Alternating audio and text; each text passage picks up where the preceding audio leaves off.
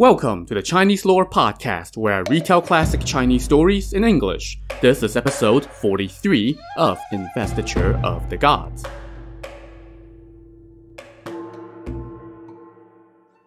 Last time, after losing 6 of his 10 formations and Daoist friends, Grand Tutor Wenzhong recruited a big gun named Zhao Gongming, who gave Jiang Ziya's Chan Daoist friends all sorts of problems. But then, they managed to turn the table on him with a little outside help, took away 2 of his magic weapons, and sent him running away after taking a shot from Master Burning Lamp's universal ruler. When Zhao Gongming returned to camp that day, Wenzhong greeted him and asked him how the day's fight went. Zhao Gongming only let out a long sigh, which prompted Wenzhong to ask what's up. Ever since I started cultivating my Dao, today was the first time I lost, Zhao Gongming lamented. When I was chasing Burning Lamp, I ran to 2 Daoists named Xiao Sheng and Cao Bao. They took my dragon binding cord and my sea calming pearls. I have been relying on those pearls ever since I became a Daoist, and now they have been taken away by some nobody. It breaks my heart. He then told his 2 disciples to stay in camp while he was going to take a quick trip to Three Fairy Island. He hopped on his tiger, took to the air, and arrived at his destination before long. He found a cave on Three Fairy Island and let out a cough at the entrance. Momentarily, a young acolyte came out. The boy recognized Zhao Gongming and immediately went inside to report. Soon, 3 female Daoists, the namesakes for the island, came out and said, "Brother, please come in." So these were Zhao Gongming's sisters and fellow Jie sect Daoists. They were named High Firmament, Green Firmament, and Jade Firmament. Once they went inside, they asked Zhao Gongming the reason for his visit. He recounted how he was helping Wenzhong against the Chan sect and how he had lost 2 of his treasures in the fight. "So I have come to borrow either your golden dragon scissors or your golden universe muddling dipper, so that I can get back my treasures," he said. "Only then can I feel at peace." But High Firmament shook her head and said, "Brother, this won't do. I remember our master warning us that many members of our sect were destined to meet with calamity. That is why he commanded us to all stay in our caves." He posted 2 lines of warning on the doors of his palace. They said, "Keep your cave doors tightly shut and read your Daoist texts. If you set foot on Western soil, you will meet with disaster." Compared to the Chan sect, we really have a carefree life. And since a phoenix has been sighted in Qi Mountain and a sage lord has risen out of there, why quarrel with him for no reason? Brother, you shouldn't have gone. Let's just wait this out. Once this threat has passed, I will personally go ask Burning Lamp to return your pearls. But as for lending you the golden scissors and golden dipper, I really cannot oblige that request. "You really aren't willing to lend it to me?" Zhao Gongming pressed.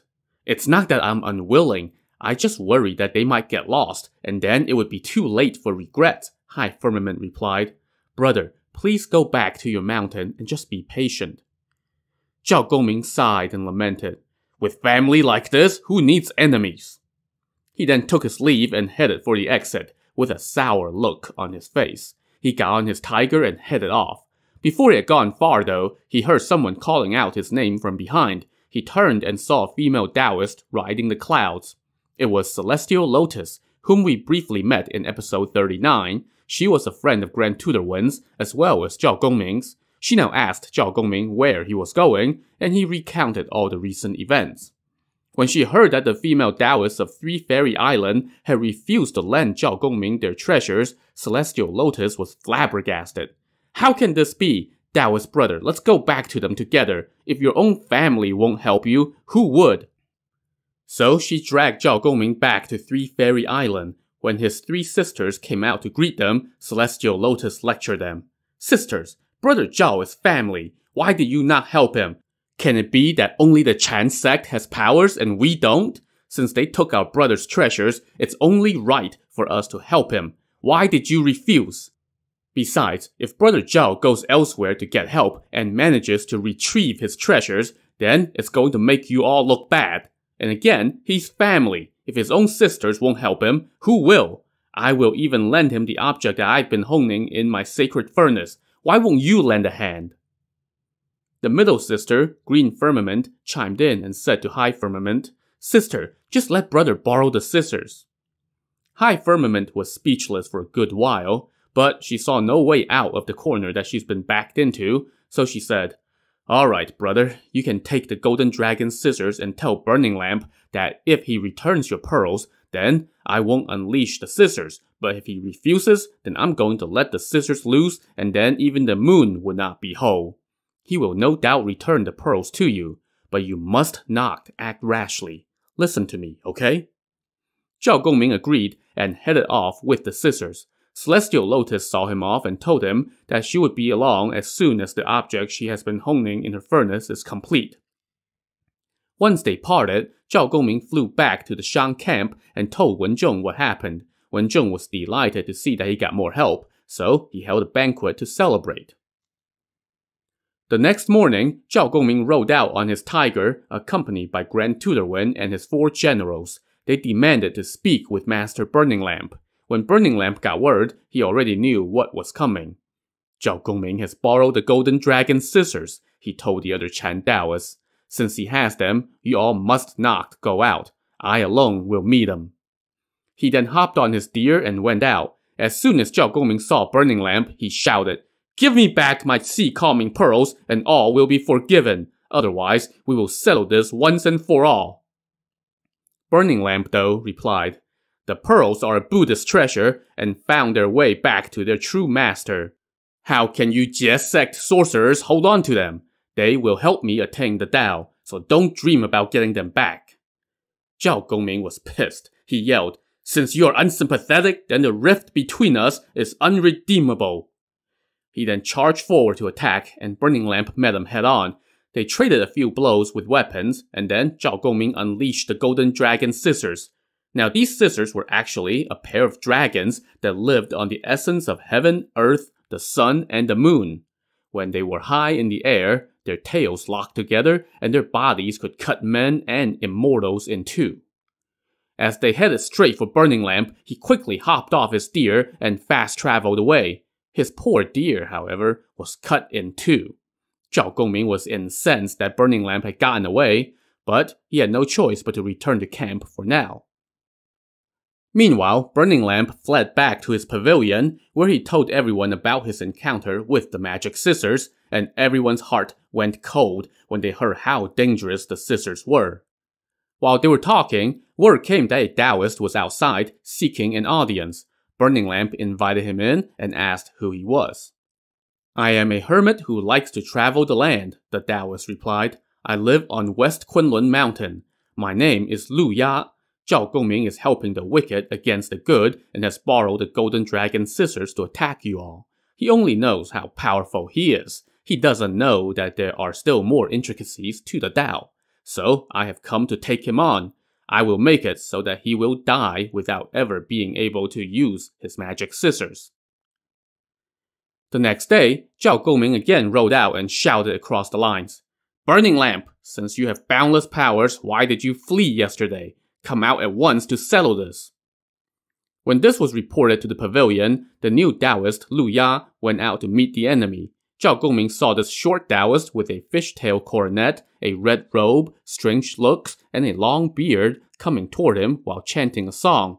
He didn't recognize the man and asked him for his name. "Oh, I have a name, you just don't know it," Lu Ya said. "I am no immortal, neither am I a sage, but listen to my song. My nature like clouds, my mind the wind. I float wherever I please. On the east sea, a bright moon. On the south, I ride a dragon. I sit on a tiger in the mountains and fly on a phoenix over the clouds. I have neither riches nor power, nor am I known on Mount Kunlun. I care not for longevity peaches. 3 cups of wine, I'll go my own way. I sit quietly on the rocks, listen to the deer, or play chess. I write poems, awing earth and heaven. I play the lute to amuse myself. Your years of effort will all be in vain. I have come here to eradicate Zhao Gongming. I am Lu Ya of West Kunlun Mountain." Zhao Gongming, as you can imagine, did not take too kindly to the whole eradicate part directed toward him, so he cursed Lu Ya and attacked with his staff, and Lu Ya met him with sword in hand. After just a few exchanges, Zhao Gongming unleashed his magic scissors, but Lu Ya saw it, shouted, "Perfect! turned into a rainbow, and ran away. Now this only added to Zhao Gongming's aggravation, and he returned to camp while gritting his teeth. When Lu Ya returned to the pavilion, he told the other Daoists, "I have a way to deal with Zhao Gongming, but I must trouble Jiang Ziya to help." He then opened his flower basket and took out a piece of paper stamped with seals and charms. He wrote down a set of instructions. Go set up a camp on Qi Mountain. Within the camp, erect a terrace. On it, build a straw effigy and write Zhao Gongming's name on it. Put a lamp by its head and another by its foot.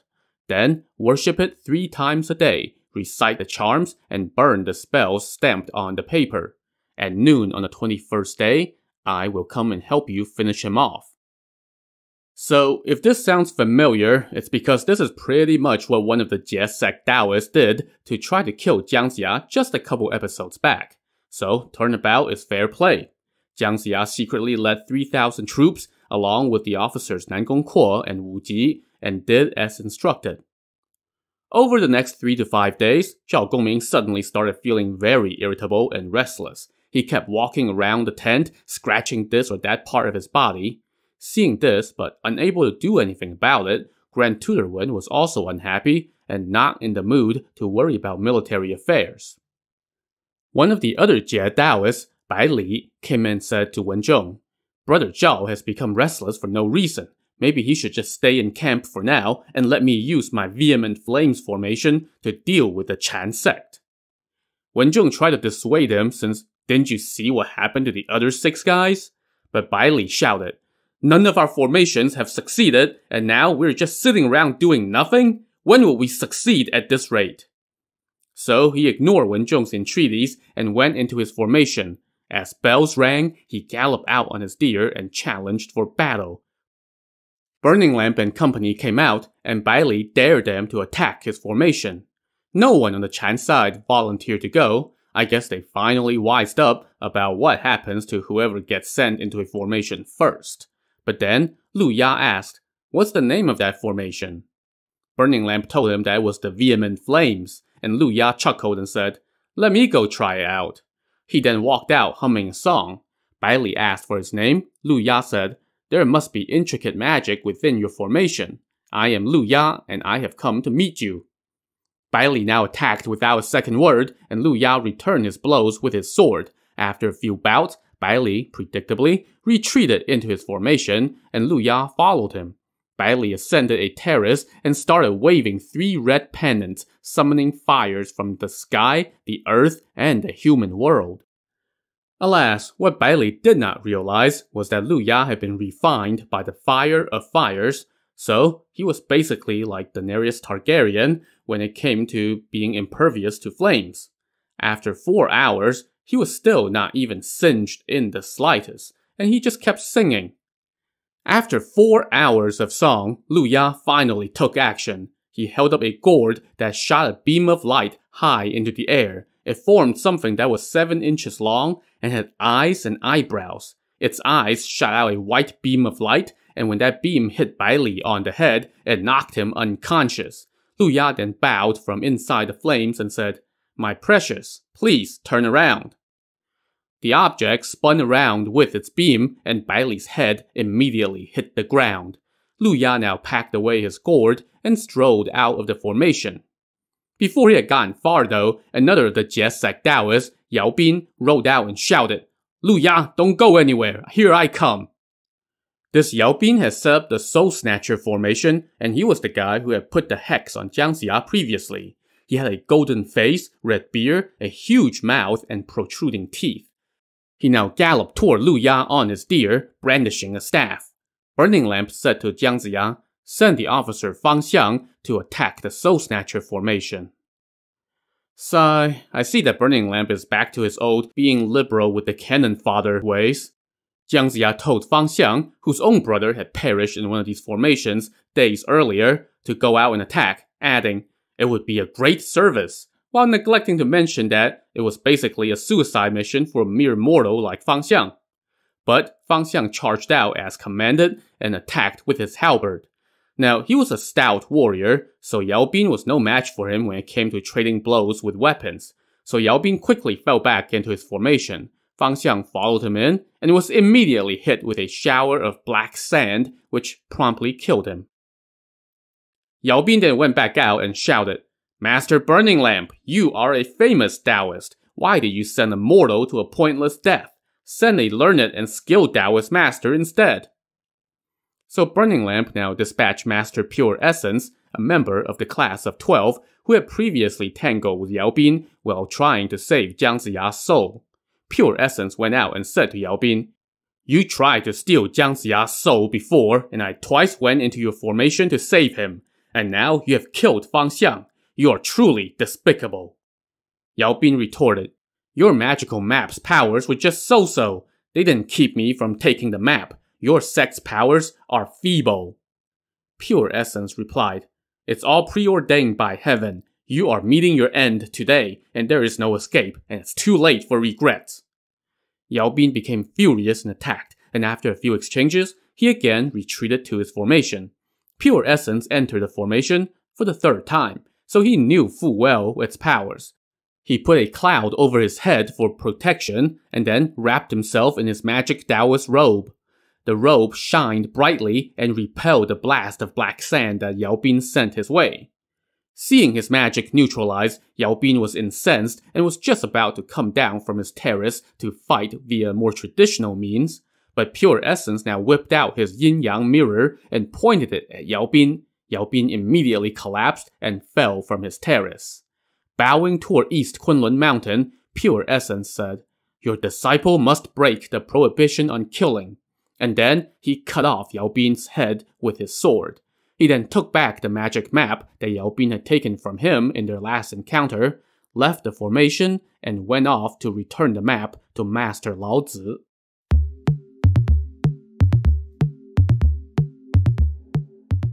Meanwhile, the loss of two more Taoist friends had Grand Tutor Wen fuming. He stamped his foot and sighed. Who knew that I would doom one friend after another? He now huddled with the last two remaining Taoists from Golden Turtle Island and told them while weeping, "I was saddled with the order to wage this campaign, and as a result, I have doomed you all to this calamity. I have received the kindness of the state, so I have to do this. But you all had no reason to endure this disaster. How can I live with myself?" In the meantime, Zhao Gongming's condition had only worsened. He was now sleeping constantly, thanks to the hex that Jiang Ziya was putting on him from Qi Mountain. After half a month, Zhao Gongming was unconscious and snoring all the time. One day, Wen Zhong went into his tent and saw that his condition had not changed. Wen Zhong gave him a light shove and said, "Taoist brother, you are an immortal. Why are you sleeping constantly?" Zhao Gongming, with his eyes closed and still snoring, answered, "I am not sleeping." The remaining two Taoists from Golden Turtle Island now said to Wen Zhong, "This is not good. Someone must be putting a curse on him. You should get a gold coin and cast a divination." Wen Zhong did as they suggested and was alarmed at the result. "A sorcerer is putting a hex on him from West Qi Mountain. What should we do?" he asked. "This must be Lu Ya's doing," said Wang Bian, one of the two Taoists. "We must go there and seize his effigy. Only then can we save him." "That won't do," Wen Zhong said. "Since that's the enemy's intent, they must be prepared. We can only act in secret, not by force." He then went back inside and told Zhao Gongming what they think was happening. Zhao Gongming was stunned and asked, "Taoist brother, I came here for your sake. How will you save me now?" Now this stabbed at Wen Zhong's heart. Zhang Jie, the other remaining Taoist, said, "Brother Wen, no need to panic. We will send Brother Zhao's two disciples to Qi Mountain in secret tonight to steal his effigy." That night, while Burning Lamp and the other Chan Taoists were meditating in the pavilion, Lu Ya suddenly felt a disturbance in the force. He did a quick divination with his fingers and said to everyone, "Wen Zhong has discovered our gambit and has sent two men to Qi Mountain to steal Zhao Gongming's effigy. If we lose that effigy, our lives will be forfeit. We must send capable men to warn Jiang Ziya to be on guard." So Burning Lamp immediately dispatched Yang Jian and Ne Zha. Ne Zha sped off first on his Hot Wheels, while Yang Jian followed on horseback. Meanwhile, Zhao Gongming's two disciples fast traveled to Qi Mountain around 9 o'clock that night. From the air, they spotted Jiang Ziya with his hair hanging down, walking around his terrace and chanting spells. When they saw him bowing down, they swooped down from the air, grabbed the effigy, and sped off like the wind. When Jiang Ziya rose from his bow and looked up, he was shocked to see that the effigy had vanished.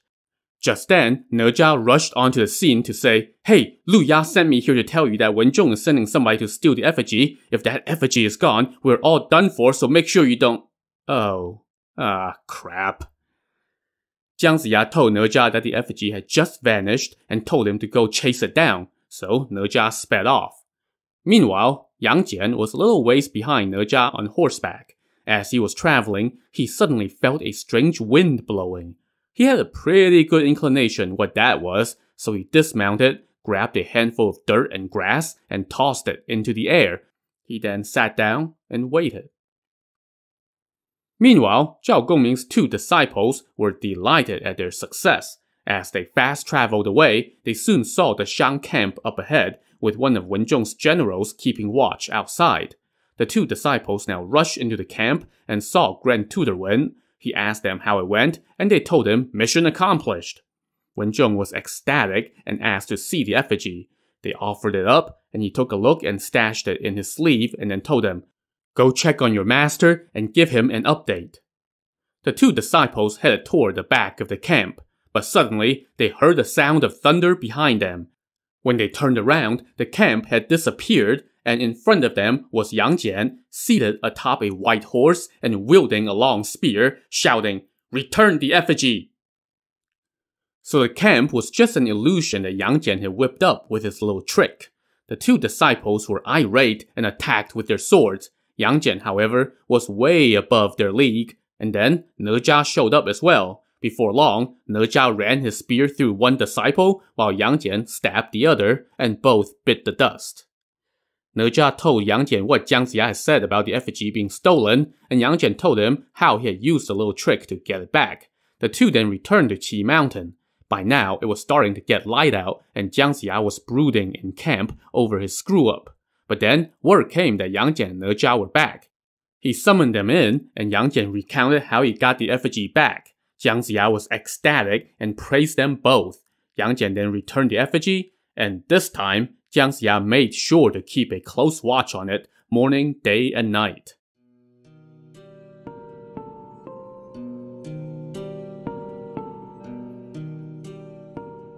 Over in the Shang camp, Wen Zhong was waiting for news of the effigy heist. But when morning came and the 2 disciples had not returned, he sent one of his generals to go see what happened. Word soon came back that the 2 disciples turned up dead on the way. Wen Zhong smacked his desk and shouted, "With them dead, there is no hope in getting the effigy back now." He stamped his foot and wept bitterly. The 2 Daoists from Golden Turtle Island came in and saw him weeping, and they asked what happened. When he told them, they were speechless. Together, they went to check on Zhao Gongming, who was still snoring non-stop. With tears in his eyes, Wen Zhong told him what happened. Now that literally made Zhao Gongming sit up. Covered in cold sweat and with his eyes glowering, he shouted, "Alas, I wish I had listened to my sister. Turns out I really did bring doom on myself. I had spent millennia cultivating my Tao and becoming immortal. Who knew that I would suffer this calamity and die at Lu Ya's hand? What a pity. Brother Wen, I don't think I'll make it. It's too late for regrets.